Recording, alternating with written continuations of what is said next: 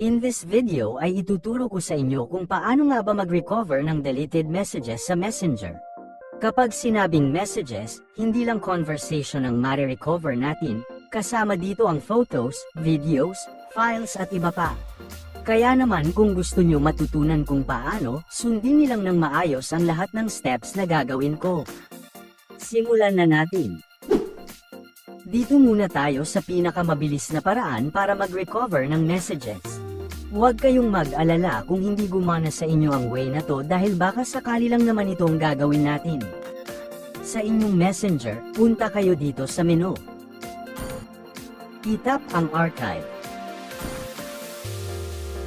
Swerte kayo kung nandyan ang tao na hinahanap nyo dahil mare-recover nyo agad ng walang kahirap-hirap. Para i-recover ang messages, hold nyo lang then tap ang on archive. Balik tayo sa chats at ayan na-recover na natin agad.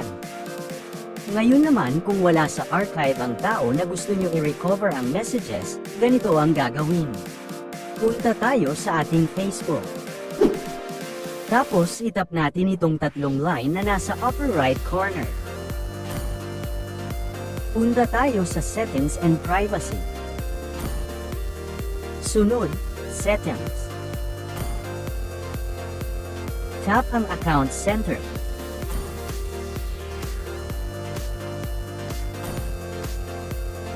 Download your information.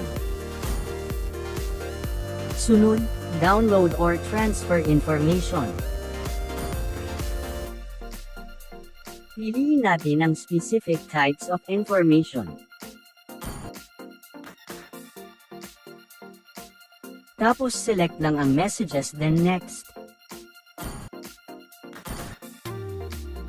Tap ang download to device. Dito sa date range, lagay lang natin ang saklaw ng petsa na gusto natin. Halimbawa pinili nyo ang last week, yung mga messages lang ng mga tao na nakachat nyo nung nakaraang linggo ang ma-recover nyo. Sa case ko, pipiliin ko ang last year para ma-recover ko lahat ng messages ng mga tao na nakachat ko nung isang taon. Kung gusto nyo namang ma-recover lahat-lahat ng messages mula nung ginawa yung account nyo, piliin nyo itong all time. Sobrang saya niyan dahil magte-throwback lahat ng memories nyo sa mga taong nakausap nyo noon. At kung may specific date naman kayo na gustong i-recover, tap nyo itong custom. Pwede nyong lagay dyan ang saktong araw kung kailan nyo na-delete ang conversation nyo sa isang tao. Tap lang ang save kapag nakapili na kayo. Sa format, hayaan nyo lang naka-HTML. Sa media quality naman, kung gusto nyong mas malinaw ang photos and videos na ma-recover nyo, piliin nyo ang high. Medyo matatagalan nga lang ng konti mag-download pag ganon. Pag ayos na lahat, tap lang natin itong create files.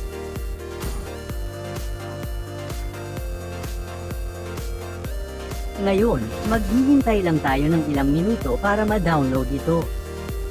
Habang naghihintay, punta muna tayo sa Play Store para mag-install ng isang app na kakailanganin natin. Ayos lang kahit close na muna natin ang Facebook dahil magno-notify naman kapag ready to download na ang files natin. Search lang ang Z Archiver.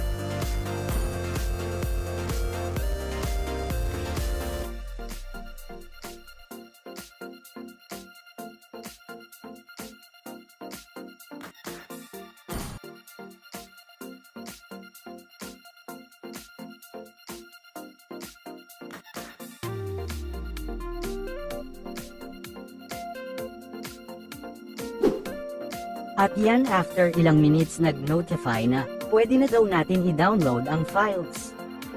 Tap lang natin.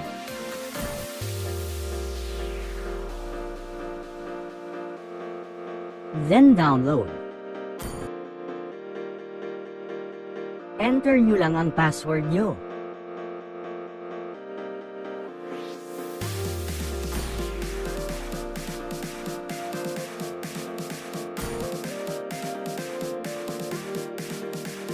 Downloadan na. Medyo matatagalan mag-download yan kaya cut ko na lang para mapabilis. Kapag downloaded na, tap nyo lang. Diretso niyan tayo sa app na in-install natin kanina. Tap ang extract. Depende sa laki ng file kung gaano katagal ang extracting. Cut ko na lang ulit. Punta lang kayo sa your Facebook activity. Then sa messages. At yan, kayo nang bahala, carry nyo na yan. Kung photos or videos ang hanap nyo, mas okay kung sa gallery nyo na lang tignan para mas madali nyo makita. Dahil doon lahat sila mapupunta. Maraming salamat sa panunood, sana natulungan ko kayo.